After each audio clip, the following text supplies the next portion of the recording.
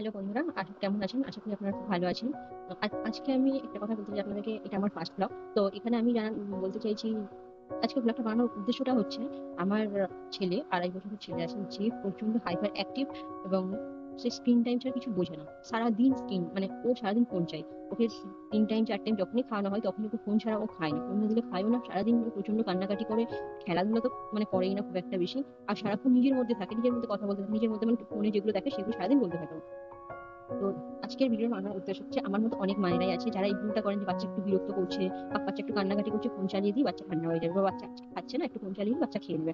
তো সেক্ষেত্রে তার ফলাফলটা কি হয়? বাচ্চা স্কুলে গিয়ে যখন বাচ্চা প্রথম স্কুলে ভর্তি করে, বাচ্চা সোশ্যাল সোশ্যাল কমিউনিকেট করতে পারে না ঠিকভাবে। যেমন কারোর সঙ্গে বেশি খেলাধুলা, কথাবার্তা কারোর সঙ্গে করে না, খুব একটা কারোর সঙ্গে মেশে না, ইনফ্যাক্ট বাইরের লোকের সঙ্গে বেশি কথা বলে না।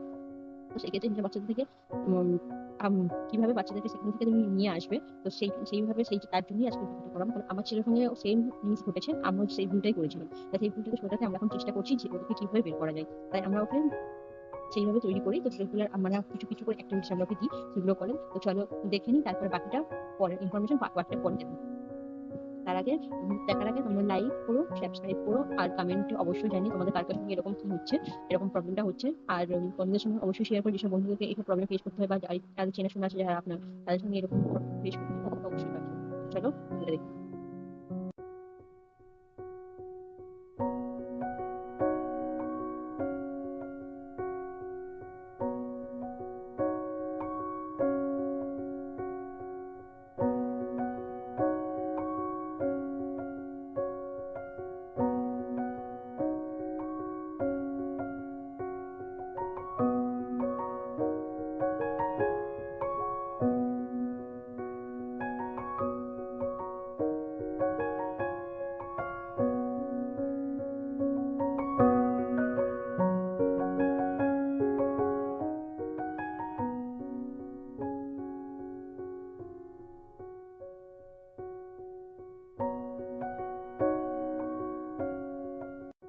তো বন্ধুরা, যেমনটা আপনারা দেখলেন, ও এখন ফলের নামগুলো শিখে গেছে।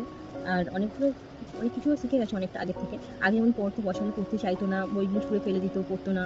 এখন তাও একটু অল্প অল্প করে আমরা দিয়ে ওকে করেছি। একবারে তো হবে না, চেষ্টা করতে থাকতে হবে। কারণ এইসব বাচ্চাদেরকে একবারে আপনি চাইবেন যে একবার দুবার করবো, তারপরে বাচ্চারা করছে না ছেড়ে দেবো, এরকম ভাবে হয় না। এটা আপনাকে করতে থাকতে হবে।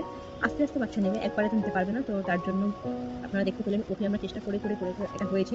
তো আপনাদেরও এটা করলে অবশ্যই হবে। কোনো কিছুই অসম্ভব নয়, সবকিছুই সম্ভব। তো একটু টাইম দিন বাচ্চার পেছনে, একটু ওর সঙ্গে কথা বলুন, বেশি বেশি কথা বলুন, বেশি বেশি খেলুন, মিশুন। তো তাতে কি হবে, ওর ফোনের যে নেশাটা, মানে ফোন থেকে যে ওর এটা নেশাটা হয়ে গেছে, ওই ফোনের নেশাটা তো কেটে যাবে। প্লাস ওর আস্তে আস্তে ও নিজে তখন এগুলো দিয়ে মিশতে থাকবে, পরিবেশ সবার সঙ্গে মিশতে থাকবে, সবকিছু জানতে থাকবে, তখন ওর একটু উৎসাহ বাড়বে, একটু মানে কিউরিওসিটি হবে, এটা কি ওটা কি জানবে তখন নিজে থেকেই। তো চেষ্টা করবে এইভাবে বাচ্চাকে সামলাতে, ফোন না দিতে।